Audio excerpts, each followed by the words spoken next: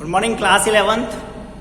In the running topic of states of matter, today we will study the ideal gas equation or ideal gas. Before this, we have completed all the laws which is in your syllabus. So, let's see ideal gas equation. Basically, this gas shows the relation between volume, pressure, temperature and amount of gases, or you can say the number of moles. As we have earlier studied that all the laws according to Boyle's law, pressure is inversely proportional to the volume, or you can say volume is inversely proportional to the pressure. What are the conditions? The two necessary conditions are the temperature and amount of gases or number of moles is constant. Similarly, according to this period is Boyle's law. Don't be puzzled. This is Charles law and this is Avogadro law. हमने तीनों को उठा करके क्या कर दिया? Combine कर दिया है. तो according to Charles law, volume is directly proportional to the temperature. What are the conditions? When the amount of gases and the pressure is constant, volume is directly proportional to the temperature. This one is our first equation and this is our second equation. And another one is Avogadro law. According to Avogadro law, volume is directly proportional to the number of moles or amount of gases. Condition is temperature and pressure is constant. ये तीन नियम हमने क्या करे थे last video के अंदर discuss किए थे. तो उन्हीं तीनों को हमने क्या करते हैं उठाकर कंबाइन कर दिया है. And by the combination of 1, 2 and 3, अगर हम तीनों को कंबाइन कर दें तो ये V is directly proportional to the N into T. दोनों क्या है? वॉल्यूम के डायरेक्टली प्रोपोर्शनल है and pressure is inversely proportional to the volume. हमने इनको एक ही टर्म के अंदर वॉल्यूम को टर्म के अंदर सबको कैलकुलेट कर लिया.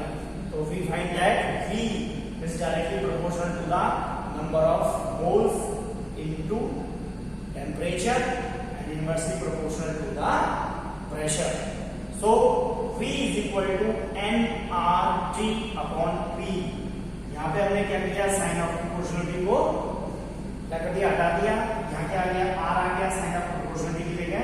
That is called R is a constant. That is called ideal gas constant.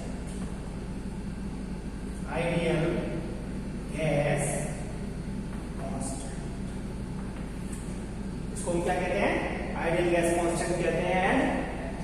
Formula है PV is equal to nRT. P की हमने क्या कर दिया? इधर मल्टीप्लाई कर दी तो फॉर्मूला आ जाएगा आपका PV is equal to nRT. This is the relation between all the three laws: Boyle's law, Charles law and Avogadro law. This is the ideal gas equation, and this ideal gas equation is obeyed by isothermal and adiabatic process. ये आप दोनों ही term next topic के अंदर study करेंगे. Isothermal and iso means same, thermal means term जहां पर temperature कैसा हो एक जैसा हो, और एडियाबैटिक का मतलब जहां प्रेशर क्या हो एक जैसा हो. उन प्रोसेसेस के अंदर ये जो गैस है आइडियल गैस इक्वेशन ये क्या करती है? उस नियम को फॉलो करती है, उस नियम का पालन करती है. Okay students, now nature and values of R. यहां हम क्या निकालेंगे?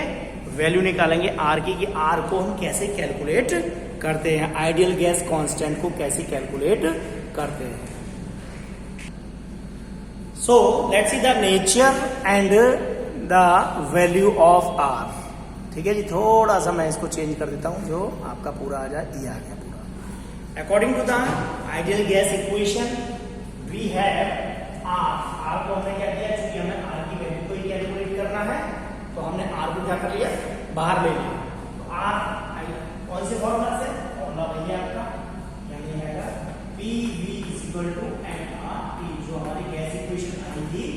उससे हमने इस आर को क्या ले लिया, बाहर निकाल लिया। तो आर इज इक्वल टू हो जाएगा P V upon N into T. P क्या है, P is the pressure, V is the volume, N is the mole and V is the temperature. So R को हमने क्या किया, प्रेशर क्या होता है, pressure is equal to force per unit area, यानी एक स्क्वायर यूनिट के अंदर जितना फोर्स लगता है उसको क्या कहते हैं, प्रेशर कहते हैं। तो force upon area into volume.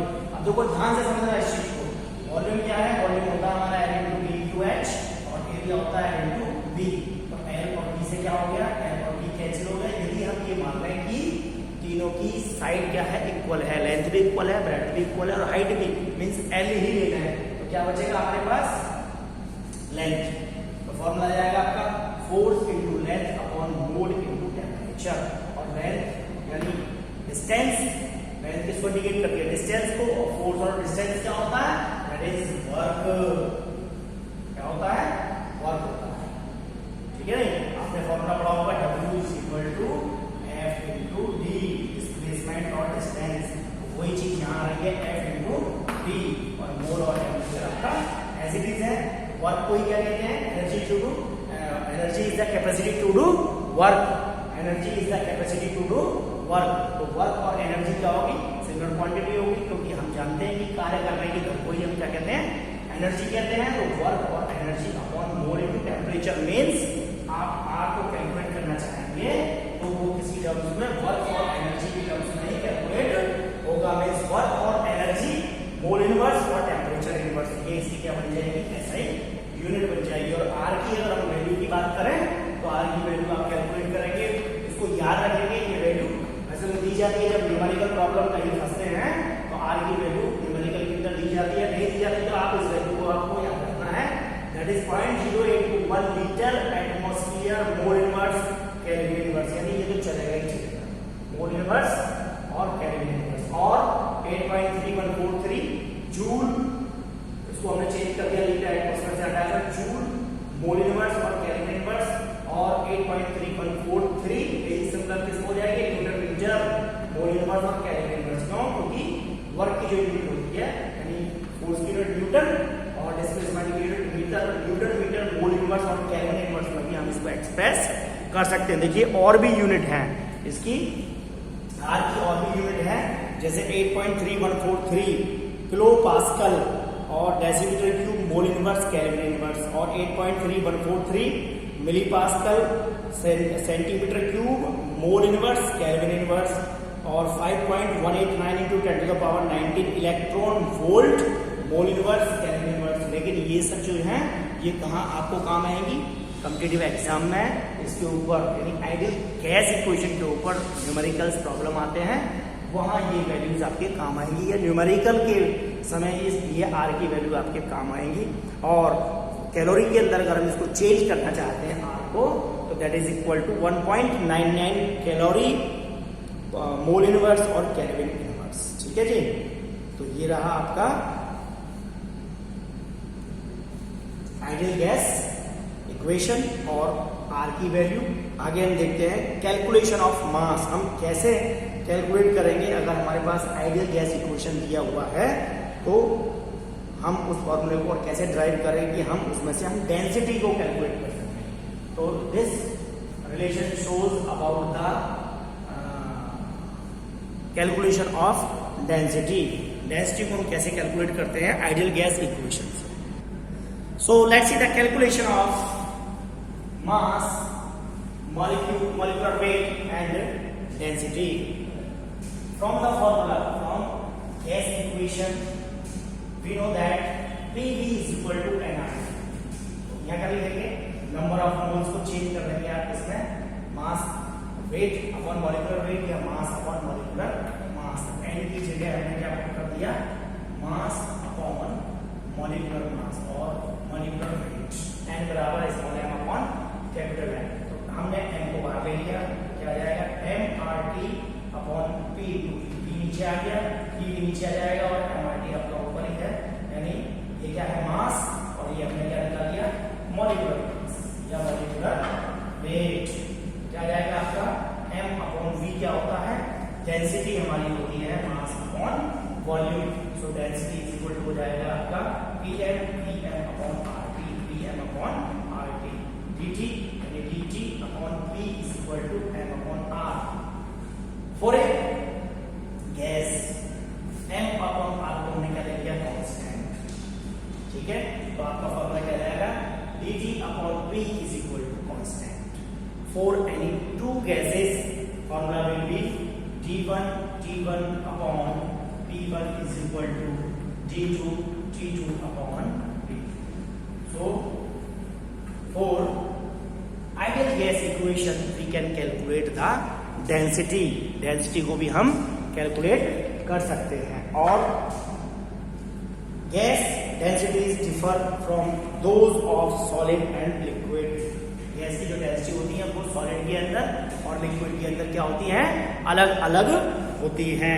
And gas densities are generally stated in gram per litre और ग्राम पर सेंटीमीटर क्यूब। डेंसिटी को किसमें यूनिट होता है उसका, ग्राम पर लीटर या ग्राम पर सेंटीमीटर क्यूब के अंदर कैलकुलेट करते हैं। Next one, gas densities are strongly dependent on pressure and temperature. देखिए यहाँ पर अगर डेंसिटी की बात करें तो वो टेम्परेचर और प्रेशर के बीच में रिलेशन को शो कर रही है, यानी टेम्परेचर और प्रेशर के ऊपर वो क्या करती हैं, डिपेंडेंट करती हैं। And the density of a gas is directly proportional to its molar mass. आप देख सकते हो फॉर्मूले के अंदर डेंसिटी जो होती है वो क्या होती है, मोलर मास के डायरेक्टली प्रोपोर्शनल होती है। And no simple relationship exist between the density and molar mass और लिक्विड एंड सॉलिड। लिक्विड और सॉलिड के लिए मोलर मास और डेंसिटी के अंदर कोई भी रिलेशन नहीं है। और अगर आप निकालना चाहते हैं density of a gas at STP तो उसको निकालने का सीधा सीधा फॉर्मूला है आपका मोलर मास अपॉन 22.4 लीटर।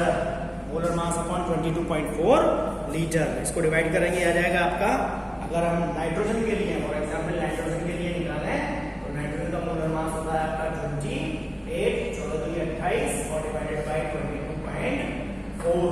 इसको डिवाइड करोगे कितना आ जाएगा, आ जाएगा आपका 1.25 और ग्राम per litre.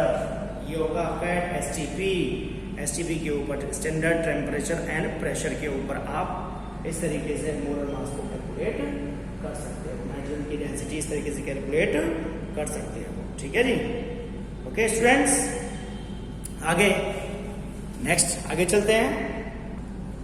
So students, this one is the relation कि how we can calculate the density और डेंसिटी फॉर ए गैस। अभी तक जो इस टॉपिक के अंदर चीजें हैं, जैसे एवोगाड्रो नंबर है, एवोगाड्रो लॉ है, वो भी हो गया, गैस इक्वेशन भी हो गया। इसके अलावा इस टॉपिक में अभी आपकी बुक में जो दिया होगा वो काइनेटिक थ्योरी, जो आपके सिलेबस में इस बार नहीं है। गैसेस स्टेट में से काफ़ी चीज़ें हट गई हैं, ठीक है जी। वॉन डर वाल इक्वेशन वो भी नहीं है, मॉलिक्यूलर स्पीड ऑफ वेलोसिटीज वो भी नहीं है। तो यही सब इस टॉपिक में है, ठीक है। Critical state, specific and molar heat capacity of gases, ये सब चीज़ें थी। लिक्विफेक्शन ऑफ गैसेस, ये सब चीज़ें और बची हुई हैं टॉपिक के अंदर, बुक में दी हुई है, लेकिन ये वो आपके सिलेबस में नहीं है। तो जो ये आपको कराया गया है एग्जाम में भी इससे ही रिलेटेड आपको क्वेश्चन आंसर मिलेंगे। तो आप इसको ठीक से पढ़ें। और ये एक बहुत छोटा वीडियो बना तो क्योंकि लास्ट उसमें मुझे पता नहीं था कि इतना ही सिलेबस में रह गया है, ठीक है।